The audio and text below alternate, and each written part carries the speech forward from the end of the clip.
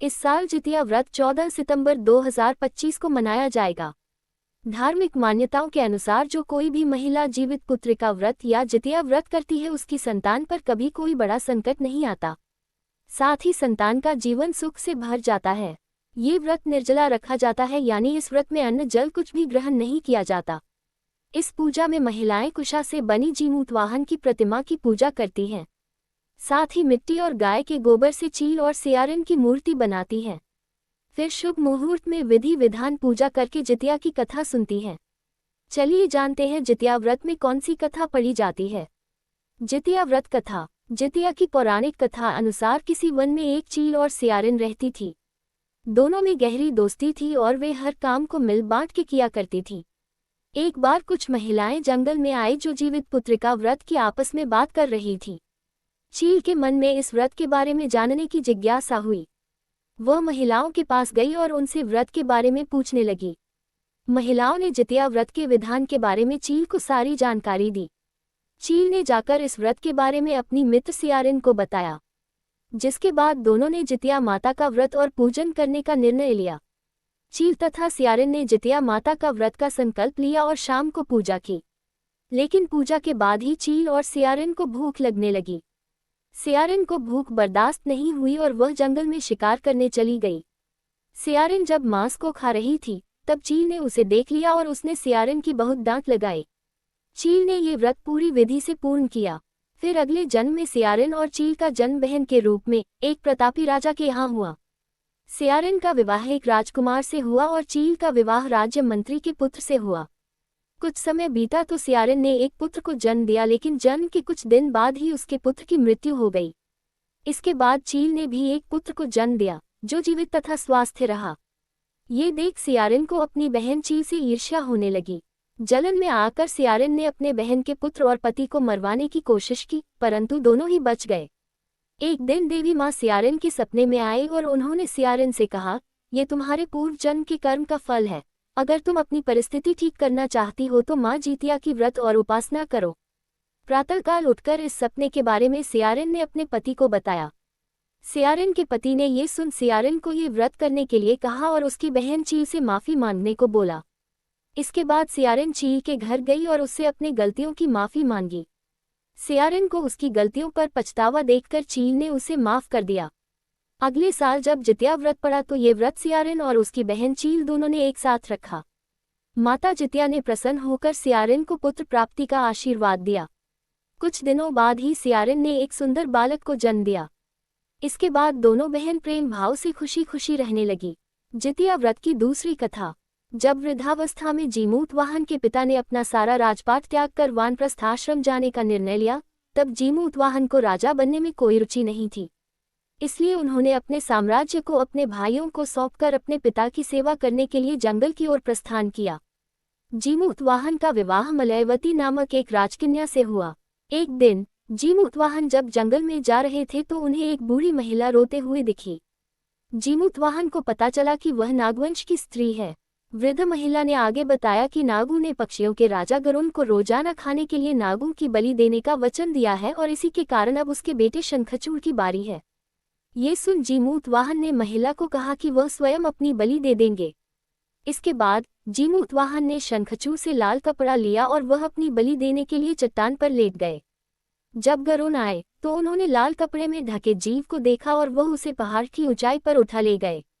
पंजों में जकड़े हुए जब पीड़ा के कारण जीमूत वाहन कराहने लगे और तब गरुड़ की उन पर नजर पड़ी और उन्होंने जीमूत वाहन से पूछा कि वो कौन है और नागों के स्थान पर वह क्या कर रहे हैं। इसके बाद जीमूत वाहन ने गरुड़ राज को पूरी बात बताई। जीमूत वाहन की बहादुरी और त्याग से गरुड़ प्रसन्न हुए। इसके बाद गरुड़ राज ने न केवल जीमूत वाहन को जीवनदान दिया बल्कि यह भी प्रतिज्ञा ली कि वे आगे से नागों की बलि नहीं लेंगे। कहते हैं इसी घटना के बाद से जीमूत वाहन की पूजा की परंपरा शुरू हुई। जीवित पुत्र का व्रत की कथा। परिचय सियारिन और जीमूत वाहन की जितिया व्रत की कथा। जीवित पुत्र का व्रत की कथा। परिचय सियारिन और जीमूत वाहन की जितिया व्रत की कथा। जितिया पर्व से जुड़ी 3 कथाएं काफी प्रचलित हैं, जिनमें पहली कथा चील और सियारिन वाली है, दूसरी जीमूत वाहन वाली और तीसरी कथा महाभारत काल से जुड़ी है। यहाँ हम आपको जीवित पुत्र का व्रत की कथा के बारे में। जितिया व्रत कथा। साल जितिया व्रत 14 सितंबर 2025 को मनाया जाएगा। धार्मिक मान्यताओं के अनुसार जो कोई भी महिला जीवित पुत्र का व्रत या जितिया व्रत करती है उसकी संतान पर कभी कोई बड़ा संकट नहीं आता। साथ ही संतान का जीवन सुख से भर जाता है। ये व्रत निर्जला रखा जाता है, यानी इस व्रत में अन्न जल कुछ भी ग्रहण नहीं किया जाता। इस पूजा में महिलाएं कुशा से बनी जीमूत वाहन की प्रतिमा की पूजा करती हैं। साथ ही मिट्टी और गाय के गोबर से चील और सियारिन की मूर्ति बनाती हैं। फिर शुभ मुहूर्त में विधि विधान पूजा करके जितिया की कथा सुनती हैं। चलिए जानते हैं जितिया व्रत में कौन सी कथा पढ़ी जाती है। जितिया व्रत कथा। जितिया की पौराणिक कथा अनुसार किसी वन में एक चील और सियारिन रहती थी। दोनों में गहरी दोस्ती थी और वे हर काम को मिल बांट के किया करती थी। एक बार कुछ महिलाएं जंगल में आई जो जीवित पुत्र का व्रत की आपस में बात कर रही थी। चील के मन में इस व्रत के बारे में जानने की जिज्ञासा हुई। वह महिलाओं के पास गई और उनसे व्रत के बारे में पूछने लगी। महिलाओं ने जितिया व्रत के विधान के बारे में चील को सारी जानकारी दी। चील ने जाकर इस व्रत के बारे में अपनी मित्र सियारिन को बताया, जिसके बाद दोनों ने जितिया माता का व्रत और पूजन करने का निर्णय लिया। चील तथा सियारिन ने जितिया माता का व्रत का संकल्प लिया और शाम को पूजा की। लेकिन पूजा के बाद ही चील और सियारिन को भूख लगने लगी। सियारिन को भूख बर्दाश्त नहीं हुई और वह जंगल में शिकार करने चली गई। सियारिन जब मांस को खा रही थी तब चील ने उसे देख लिया और उसने सियारिन की बहुत डांट लगाई। चील ने ये व्रत पूरी विधि से पूर्ण किया। फिर अगले जन्म में सियारिन और चील का जन्म बहन के रूप में एक प्रतापी राजा के यहाँ हुआ। सियारिन का विवाह एक राजकुमार से हुआ और चील का विवाह राज्य मंत्री के पुत्र से हुआ। कुछ समय बीता तो सियारिन ने एक पुत्र को जन्म दिया, लेकिन जन्म के कुछ दिन बाद ही उसके पुत्र की मृत्यु हो गई। इसके बाद चील ने भी एक पुत्र को जन्म दिया जो जीवित तथा स्वस्थ रहा। ये देख सियारिन को अपनी बहन चील से ईर्ष्या होने लगी। जलन में आकर सियारिन ने अपने बहन के पुत्र और पति को मरवाने की कोशिश की, परंतु दोनों ही बच गए। एक दिन देवी माँ सियारिन के सपने में आई और उन्होंने सियारिन से कहा, ये तुम्हारे पूर्व जन्म के कर्म का फल है। अगर तुम अपनी परिस्थिति ठीक करना चाहती हो तो माँ जितिया की व्रत और उपासना करो। प्रातःकाल उठकर इस सपने के बारे में सियारिन ने अपने पति को बताया। सियारिन के पति ने ये सुन सियारिन को ये व्रत करने के लिए कहा और उसकी बहन चील से माफी मांगने को बोला। इसके बाद सियारिन चील के घर गई और उससे अपनी गलतियों की माफी मांगी। सियारिन को उसकी गलतियों पर पछतावा देखकर चील ने उसे माफ कर दिया। अगले साल जब जितिया व्रत पड़ा तो ये व्रत सियारिन और उसकी बहन चील दोनों ने एक साथ रखा। माता जितिया ने प्रसन्न होकर सियारिन को पुत्र प्राप्ति का आशीर्वाद दिया। कुछ दिनों बाद ही सियारिन ने एक सुंदर बालक को जन्म दिया। इसके बाद दोनों बहन प्रेम भाव से खुशी खुशी रहने लगी। जितिया व्रत की दूसरी कथा। जब वृद्धावस्था में जीमूत वाहन के पिता ने अपना सारा राजपाट त्याग कर वानप्रस्थ आश्रम जाने का निर्णय लिया, तब जीमूत वाहन को राजा बनने में कोई रुचि नहीं थी।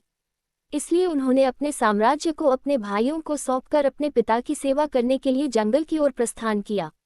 जीमूत वाहन का विवाह मलयवती नामक एक राजकन्या से हुआ। एक दिन जीमूत वाहन जब जंगल में जा रहे थे तो उन्हें एक बूढ़ी महिला रोते हुए दिखी। जीमूत वाहन को पता चला कि वह नागवंश की स्त्री है। वृद्ध महिला ने आगे बताया कि नागों ने पक्षियों के राजा गरुड़ को रोजाना खाने के लिए नागों की बलि देने का वचन दिया है और इसी के कारण अब उसके बेटे शंखचूड़ की बारी है। ये सुन जीमूत वाहन ने महिला को कहा कि वह स्वयं अपनी बलि दे देंगे। इसके बाद जीमूत वाहन ने शंखचूड़ से लाल कपड़ा लिया और वह अपनी बलि देने के लिए चट्टान पर लेट गए। जब गरुड़ आए तो उन्होंने लाल कपड़े में ढके जीव को देखा और वह उसे पहाड़ की ऊंचाई पर उठा ले गए। पंजों में जकड़े हुए जब पीड़ा के कारण जीमूत वाहन कराहने लगे और तब गरुड़ की उन पर नजर पड़ी और उन्होंने जीमूत वाहन से पूछा कि वह कौन है और नागों के स्थान पर वह क्या कर रहे हैं।